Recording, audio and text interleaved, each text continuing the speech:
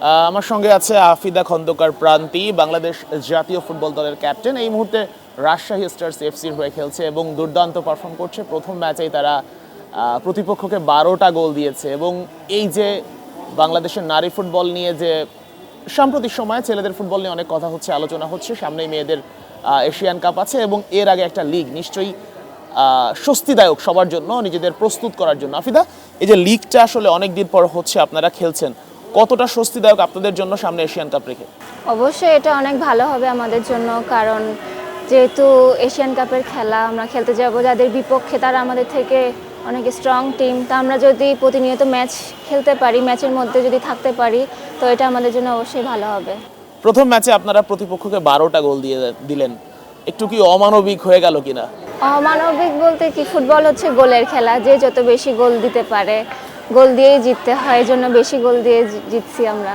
আচ্ছা আফিদা, আপনি কি একটা জিনিস খেয়াল করেছেন, এই যে আমাদের যে মানে বর্তমানে বিএফএলটাও হচ্ছে, ডাব্লিউএফএলটাও হচ্ছে, উইমেন ফুটবল লিগটাও হচ্ছে, কোনটা নিয়ে আসলে দর্শকদের মধ্যে আগ্রহ বেশি আপনার কাছে মনে হচ্ছে? আমার কাছে মনে হচ্ছে যে আমাদের খেলাটা নিয়েই মনে হয় বেশি আগ্রহ মানুষের।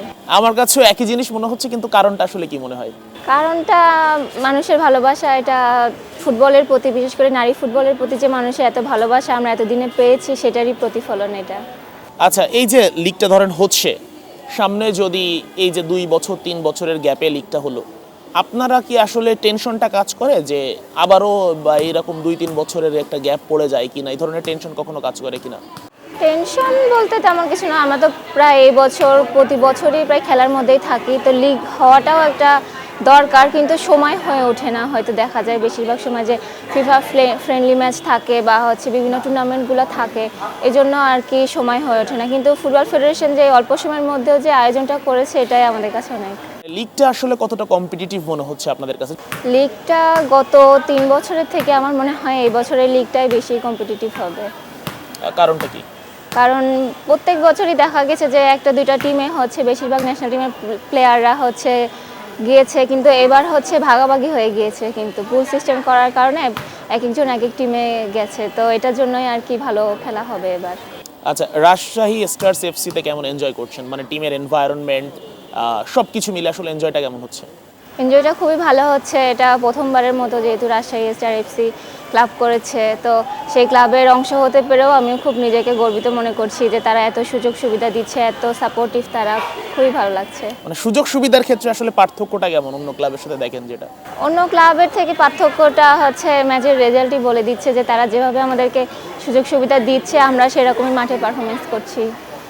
আচ্ছা আফিদা, আমাদের আসলে ফুটবল নিয়ে আসলে আমরা যদি দেখি যে সাম্প্রতিক হামজা চৌধুরী আসার আগের সময়টা যদি দেখি, এর লম্বা একটা সময় আসলে নারী ফুটবল দিয়েই কিন্তু আমাদের ফুটবলটাকে নিয়ে আলোচনা কিংবা ভালো লাগার যে জায়গাটা বা ফুটবলেরকে বাঁচিয়ে রাখার যে জায়গাটা, আরও স্পেসিফিক যদি বলি ট্রফিটা, সে আমরা ব্যাক টু ব্যাক 2টা সাফ জেতা, এই যে নারী ফুটবলটা নিয়ে কারণেই আমরা একটা লম্বা একটা সময় ফুটবলের স্টার না থাকার পরেও কিন্তু আমরা আলোচনায় রাখতে পেরেছি, ভক্তদেরকে পেয়েছি।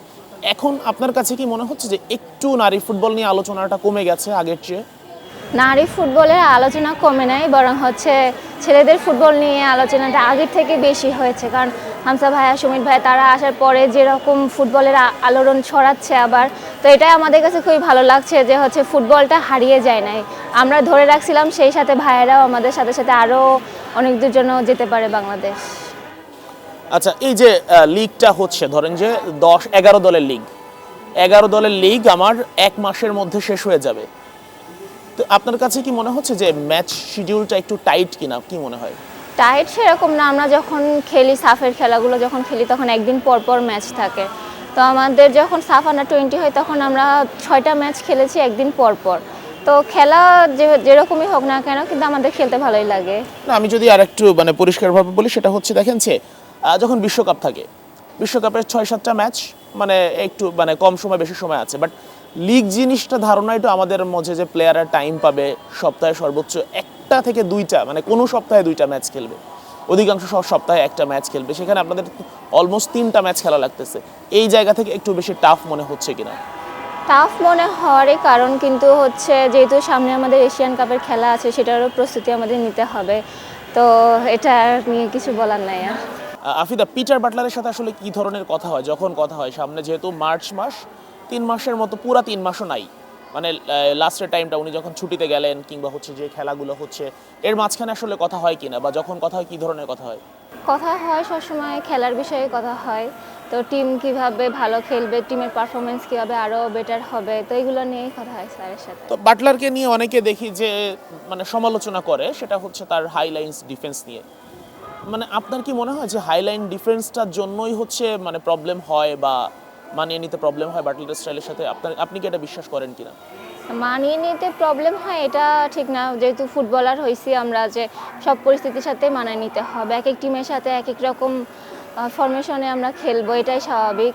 হাইলাইন ডিফেন্সে কিন্তু আমরা হচ্ছে দুইটা টিমই কোয়ালিফাই করেছি হাইলাইন ডিফেন্স খেলেই, তো ওইটা নিয়ে মানুষ কেন সমালোচনা করে সেটাই আমি বুঝি না। কোয়ালিফায়ার কথা বলছিলেন, আমি এখানে দুইটা ম্যাচে মানে দুইটাতেই আপনি ক্যাপ্টেন ছিলেন।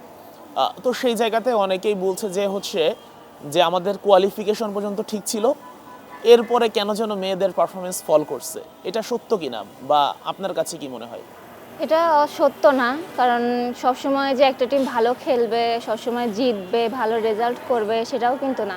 হার জিত থাকবে, আমরা ভুল থেকে শিখবো। একটা ম্যাচ হারলে তখন আমরা বুঝতে পারি যে হচ্ছে আমাদের গাফিলতিটা কোথায় ছিল, তো ওখান থেকে আমরা শিক্ষা নিয়ে বা শিখে আমরা যেন এশিয়া কাপে যেন ওই ভুলগুলো না করি, এটাই হচ্ছে আমাদের টার্গেট।